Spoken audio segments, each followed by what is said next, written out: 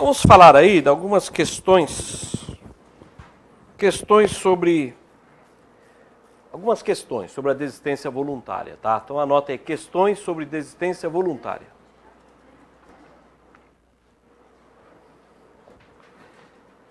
Primeira questão.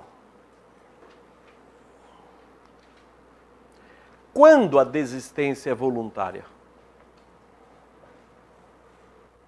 Quando que eu sei que é voluntária a desistência? Resposta, tranquilo. Quando a gente pode prosseguir na execução, mas não quer mais. Quando ele pode prosseguir na execução do crime, mas não quer mais.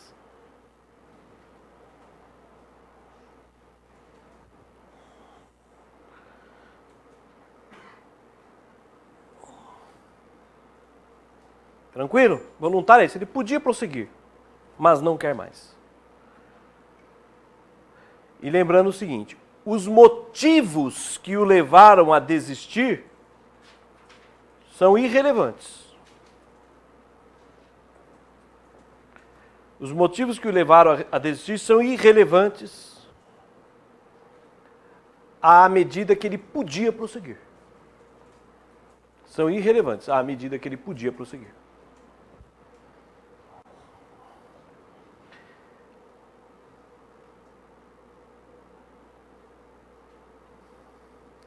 Exemplos de motivos: medo, piedade, arrependimento, etc. Então, o que eu quero saber é o seguinte: ele podia prosseguir? Podia. Mesmo com medo, ele podia? Podia. Os motivos que o levaram a desistir não interessa. O que interessa é só a seguinte pergunta: podia continuar? Podia. Então, merece o prêmio. Ah, mas ele desistiu porque ficou com medo. Não interessa. O importante é que ele podia prosseguir. Essa perguntinha que tem que ser feita. Uma outra pergunta, vamos lá. Se o agente desiste em razão de uma dor, se ele desiste em razão de uma dor que o acometeu no local, razão de uma dor, é desistência voluntária?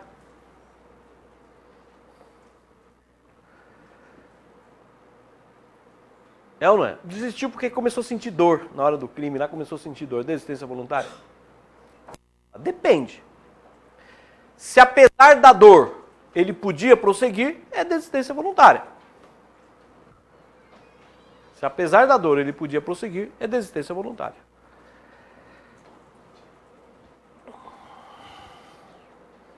Por exemplo, a dor de dente. Dor de dente. Ponto. Mas se for uma dor insuportável,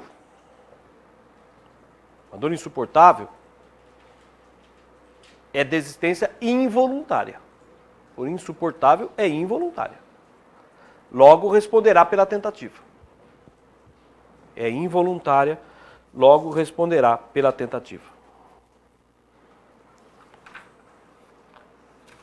Tranquilo? Então precisa analisar o caso concreto. Podia prosseguir? Não, com aquela dor não tinha como prosseguir. Então é involuntária. Vai responder pela tentativa. Ah, foi uma dorzinha que dava para prosseguir. Então é voluntária. Então precisa analisar o caso concreto. Tranquilo? Vamos lá. O agente desiste. Outra questão. Desiste em razão de um obstáculo putativo. Obstáculo putativo.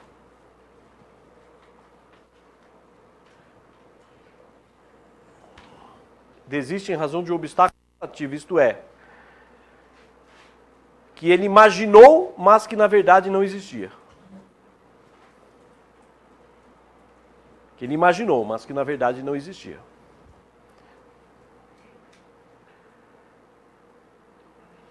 Exemplo. O vento bateu a porta e o ladrão saiu correndo pensando que era a polícia. Entenderam? Quer dizer, um vento forte, a porta bateu e ele saiu correndo pensando que era a polícia. E aí? É voluntária? Interrogação. Resposta. É involuntária. Logo responde pela tentativa. É involuntária. Logo ele responde pela tentativa.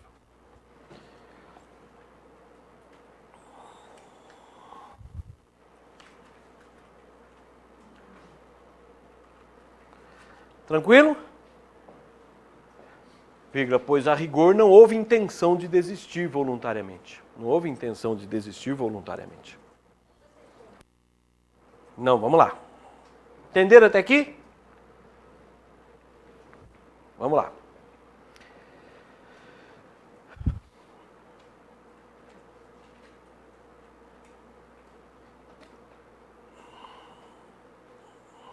O que é desistência espontânea?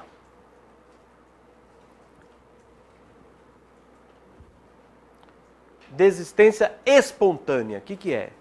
Resposta. Quando a ideia de desistir partiu da própria vítima, do próprio agente. Quando a ideia de desistir partiu do próprio agente. Ele mesmo resolveu desistir. A ideia partiu dele.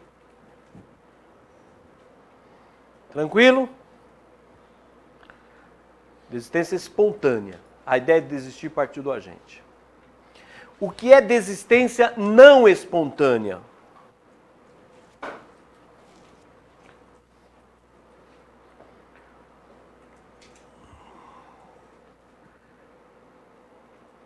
Quando o agente desistiu a pedido de outra pessoa.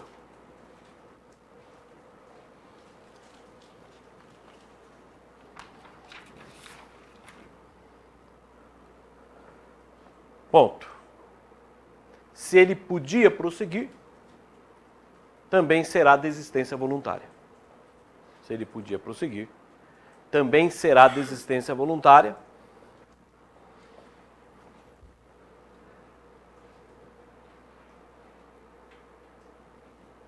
Pois a lei não exige a espontaneidade.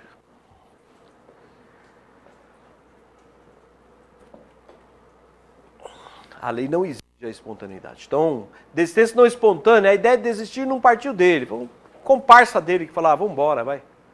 Ou a própria vítima falou, mostrou o Código Penal, ó, vocês têm o artigo 15 ainda dá tempo, hein? Dá uma aulinha de direito penal para vocês. A questão que sempre cai relacionada a isso é o seguinte, assim, vamos colocar o seguinte, anote, assim, se o agente desiste do estupro atendendo às súplicas da vítima, ele desiste do estupro atendendo às súplicas da vítima, é desistência voluntária. É desistência voluntária. Entenderam? Ele entrou lá para estuprar, a vítima começou a gritar, a chorar, pediu pelo amor de Deus. É desistência voluntária. Se ele podia prosseguir, é desistência voluntária. Não precisa ser espontânea a desistência. Ficou claro? Vamos lá.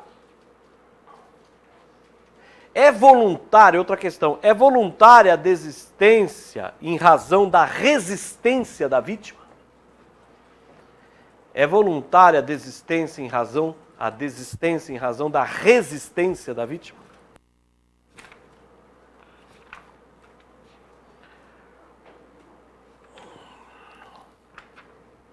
Vocês acham? É voluntário? Desistiu porque a vítima resistiu. A vítima começou a lutar, a brigar, a espernear. Por isso que ele desistiu. É voluntária esta desistência ou não? Resposta: depende. Se a resistência era facilmente vencível, é desistência voluntária. Se era invencível, é involuntária. Então, se a resistência era vencível, às vezes, a vítima começou a resistir, mas dava para vencer a resistência dela. Se dava para vencer a resistência da vítima, é desistência voluntária. Agora, se não dava para vencer a resistência da vítima, era uma resistência invencível, é uma desistência involuntária. Analisar o caso concreto. A questão é saber, podia prosseguir? Podia, apesar da resistência. Apesar da resistência, dá para prosseguir. Então é desistência voluntária. Se apesar da resistência dava para prosseguir, é desistência voluntária. Ficou claro? Outra questão. O agente com vários projéteis no tambor do revólver. Vários projéteis no tambor do revólver.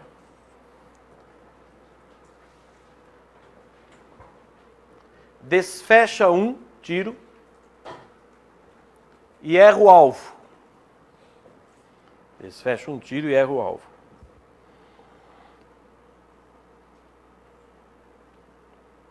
Ponto. Ele podia ter matado a vítima, mas parou de atirar. Ele podia ter matado a vítima, mas parou de atirar.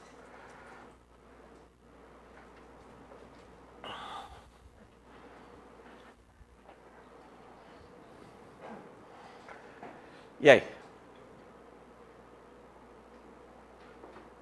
Então, vários projéteis no tambor do revólver, atirou e errou o alvo. Ele podia ter matado a vítima, mas parou de atirar. Ponto. Responde por qual crime? Responde por qual crime? Qual? Pode ser, vamos lá, resposta. Disparo de arma de fogo ou perigo de vida. Disparo de arma de fogo ou crime de perigo de vida do artigo 132. Para analisar o caso concreto, né? Melhor. Vírgula, mas não responde pela tentativa de homicídio, pois a desistência foi voluntária. Não responde pela tentativa de homicídio, pois a desistência foi voluntária. Tranquilo, ele podia prosseguir. Agora, ficou claro isso?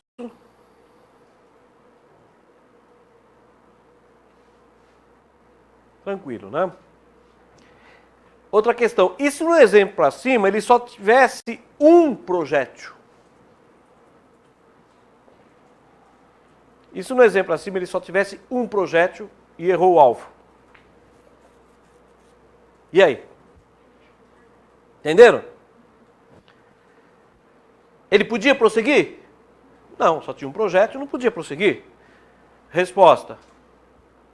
Tentativa de homicídio, pois a desistência seria involuntária. Tentativa de homicídio, pois a desistência seria involuntária.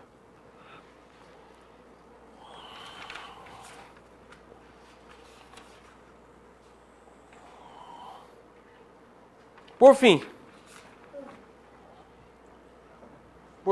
última questão. E se no exemplo acima ele tivesse vários projéteis, no exemplo acima ele tivesse vários projéteis, desfechou um no tórax da vítima,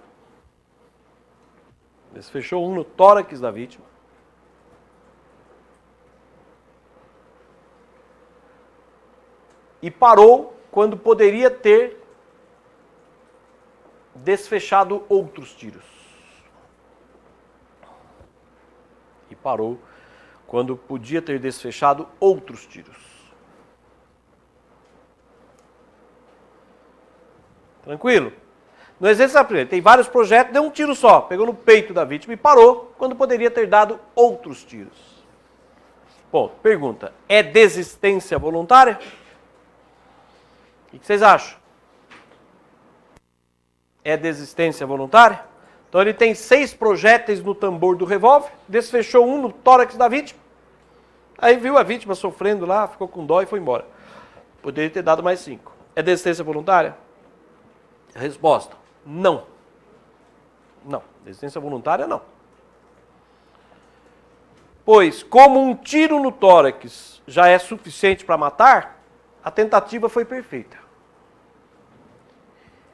Como um tiro no tórax é suficiente para matar, a tentativa foi perfeita. E esta tentativa é incompatível com a desistência voluntária.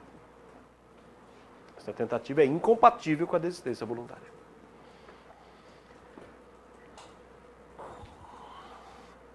Então, desistência voluntária não houve.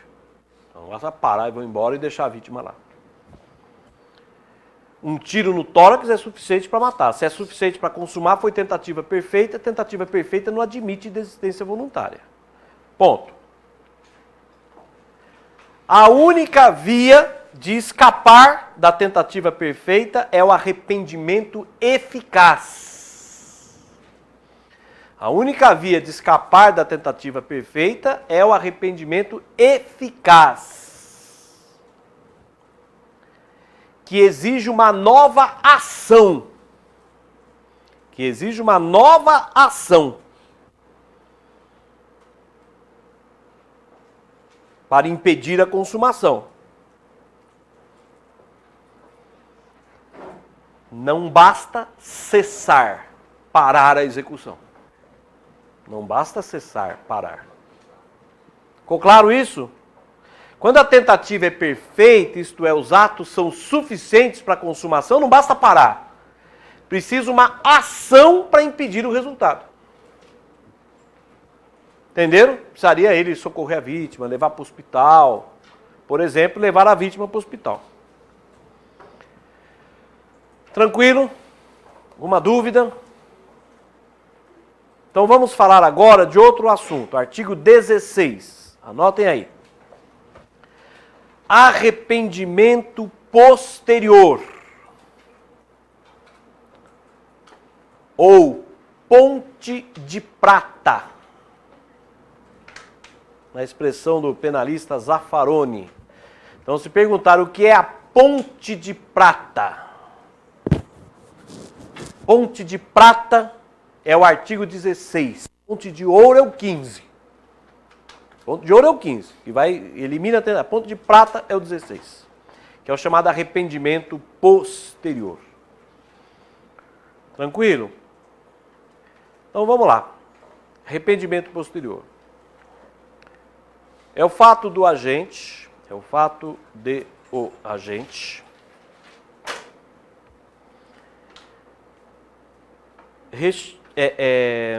restituir a coisa ou reparar o dano,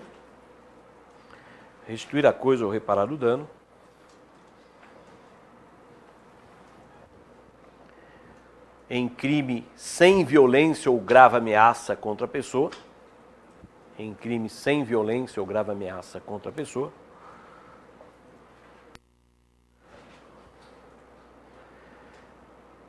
vírgula, antes do recebimento da denúncia ou queixa.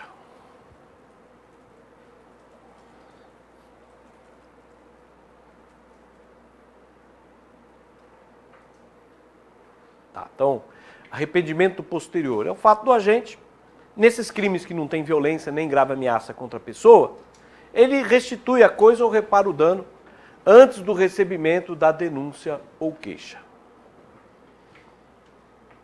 Tranquilo? Exemplo. Após consumar o furto, o ladrão devolve os objetos furtados. Devolve para a vítima os objetos furtados.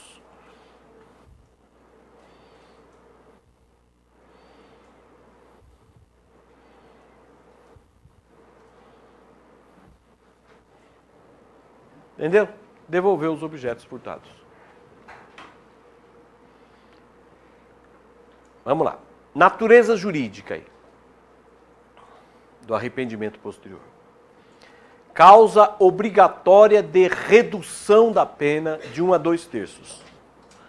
Causa obrigatória de redução da pena de 1 a 2/3.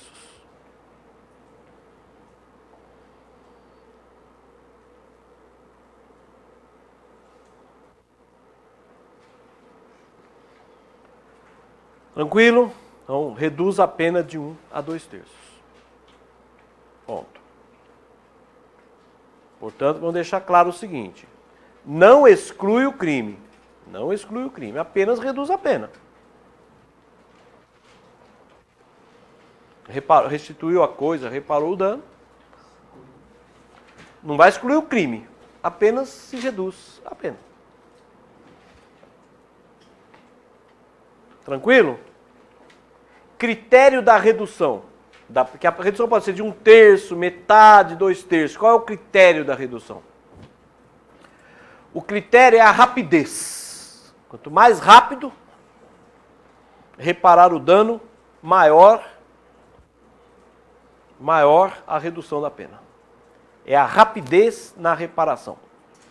Quanto mais rápido, maior a reparação.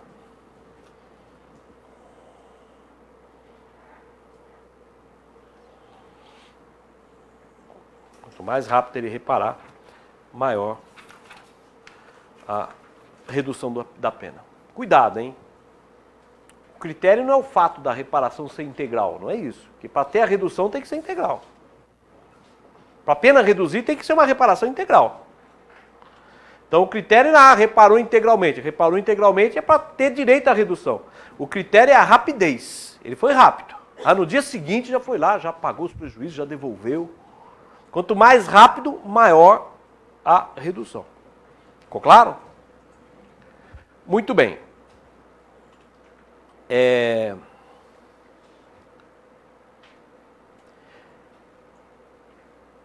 Vamos lá. Restituição é a devolução da coisa. É a devolução do produto do crime. Restituição é a devolução do produto do crime.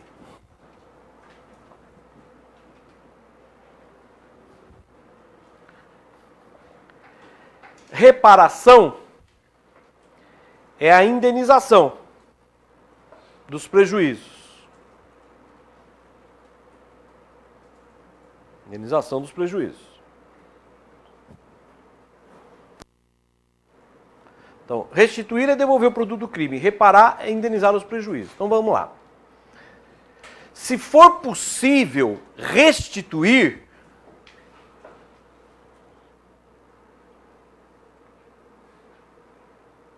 vírgula, a reparação não gerará redução da pena, salvo se a vítima concordar. Se for possível restituir, a reparação não gerará redução da pena, salvo se a vítima concordar. Entenderam? O ladrão me furtou aí 3 televisões. Para ele ter direito à redução da pena, ele tem que devolver as 3 televisões. Não basta ele que, vou te pagar o valor das televisões. Se ele podia devolver, ele tem que devolver para ter direito e não querer pagar em dinheiro. A não ser se a vítima concordar. Ficou claro? Se ele me furta 3 televisões para ter o benefício, ele tem que me devolver as 3. Ele não pode, vou te pagar em dinheiro, a não ser se eu concordar. Se eu concordar, receber dinheiro no lugar da coisa, tudo bem. Ficou claro isso? Então a reparação, ponto, podemos colocar, logo a reparação no artigo 16 tem caráter subsidiário, isto é, quando não for possível a restituição. A reparação tem caráter subsidiário, isto é, quando não for possível a restituição.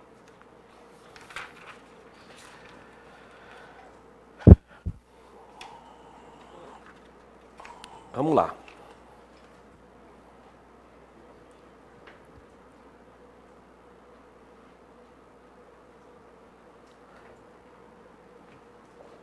Requisitos.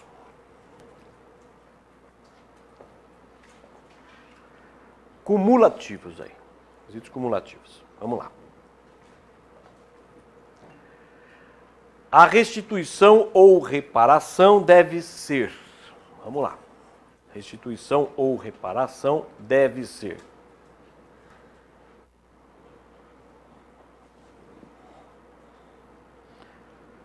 completa, ou vamos colocar completa, pessoal, voluntária, completa, pessoal, voluntária, vírgula, em crime sem violência ou grave ameaça à pessoa,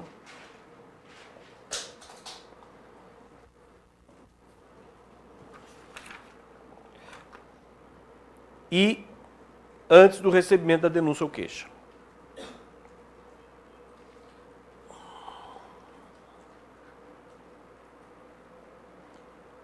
Na próxima aula eu explico esses requisitos, mas para ter direito ao benefício tem que ser uma reparação completa, integral.